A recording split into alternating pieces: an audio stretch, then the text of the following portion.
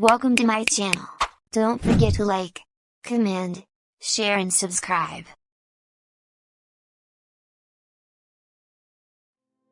Sally Kristen Wright, May 26, 1951, first American woman in space.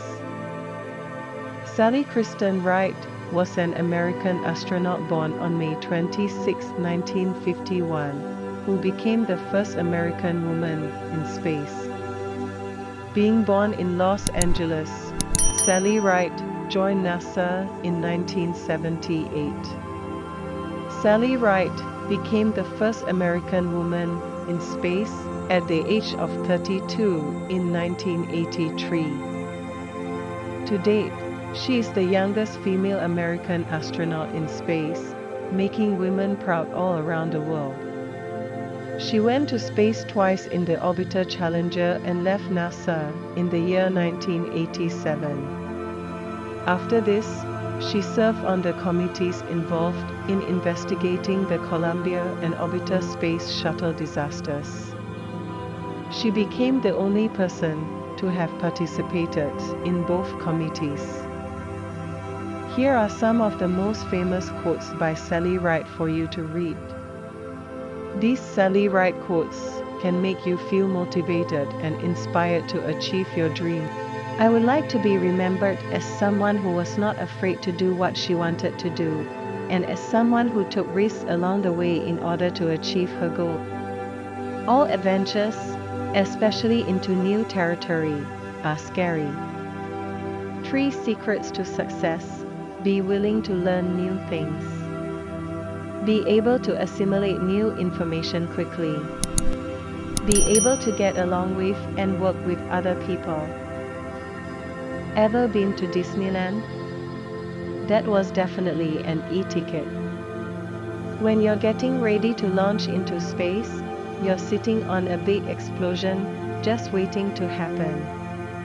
I did not come to NASA to make history. The Space Shuttle is a better and safer rocket than it was before the Challenger accident. I think maybe it's too bad that our society isn't further along, and this is such a big deal. Our future lies with today's kids and tomorrow's space exploration. Yes, I did feel a special responsibility to be the first American woman in space. The thing I'll remember most about the flight is that it was fun. I have a lot of common sense. I know what needs to be done and how to approach it. I have an ability to work with people on large enterprises. I find myself looking around for other new, interesting opportunities to dive into. If I think I've accomplished what I set out to accomplish, then that's achievement. It's easy to sleep floating around, it's very comfortable. But you have to be careful that you don't float into somebody or something. Different astronauts sleep in different ways. The view of Earth is absolutely spectacular. I think that the 2 things that almost any astronaut would describe as most fun about being in space are the weightlessness and the view of Earth. Weightlessness is just a lot of fun. It takes a couple of years just to get the background and knowledge that you need before you can go into detailed training for your mission.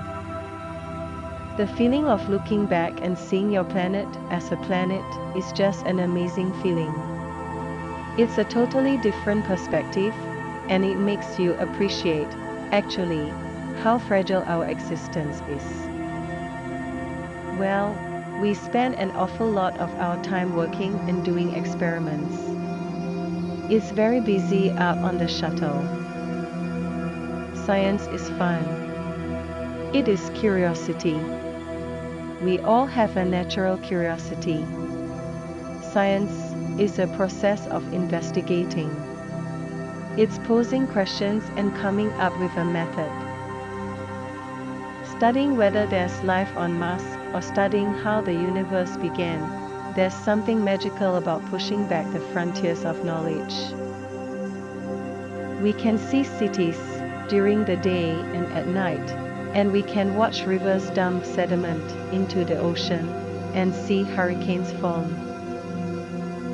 I've discovered that half the people would love to go into space, and there's no need to explain it to them. The other half can't understand, and I couldn't explain it to them. If someone doesn't know why, I can't explain it. There might be very primitive life in our solar system, single-cell animals, that sort of thing. I have been a bit of a risk-taker all my life. I haven't written my memoirs or let the television movie be made about my life.